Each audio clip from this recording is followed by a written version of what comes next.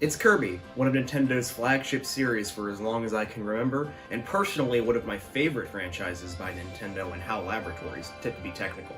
Kirby in the Forgotten Land is promising to bring Kirby into the 3D space for real this time. As someone who loves Kirby and has pretty much every game in the series, is this one a worthy entry? Is it a great turning point for the series going forward? Let's find out. And be careful, there will be spoils in this section, so beware.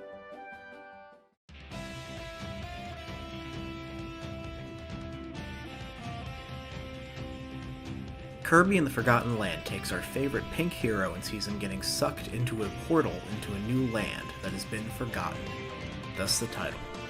The Waddle Dees have also been kidnapped by the mysterious Beast Pack, and it's up to Kirby, aided by new friend Elfilin, to save them. Kirby completes the levels to save Waddle Dees, who help unlock boss fights as Kirby discovers the truth about the Forgotten Land. Kirby controls just like he always has. He sucks up items and enemies to spit them at his foes.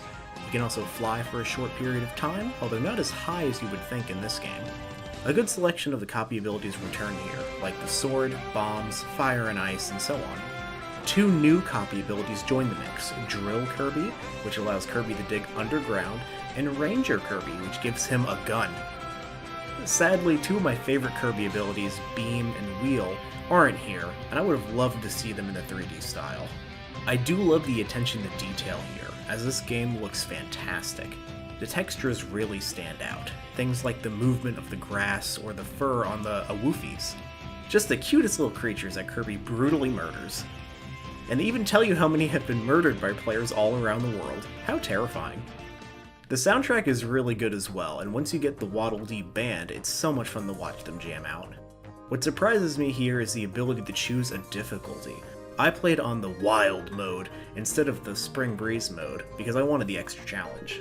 Kirby games usually have a gimmick that makes them stand out, and this one has three big ones: translation into the 3D space, upgradable copy abilities, and mouthful mode. Given the great level design, the freedom of moving in 3D is what brings this game to life. People teased that this would be the open world Kirby, and while it's not that ambitious, the level design is varied and plentiful.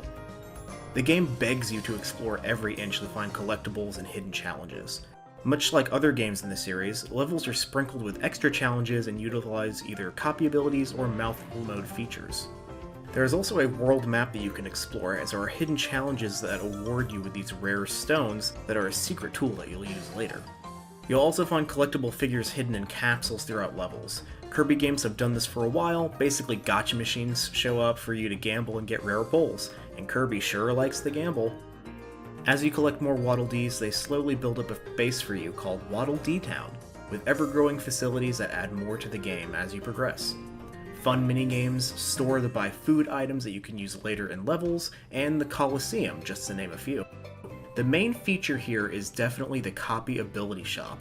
You use those rare stones that you found earlier, along with blueprints you find hidden in levels, to upgrade your copy abilities, and these are so awesome.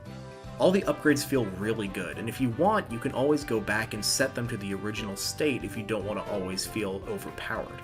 Some of my favorites are the upgraded fire ability, which turns Kirby into a dragon, who does remind me a little bit of Ridley. Or the Cutter upgrade, which is a super powerful buzzsaw that you can hold in place and charge up to unleash mega damage. Admittedly, this ability I feel really made the game really easy at times. It destroys so many bosses so quickly. And you know, this is a Kirby game, which traditionally are pretty easy. Difficulty has never been its specialty, but I will say this one can get a little difficult at times. The boss rushes are a challenge, and the final boss is pretty intense. Boss fights sometimes feel like an Elden Ring fight at times with how often you have to evade and learn their patterns.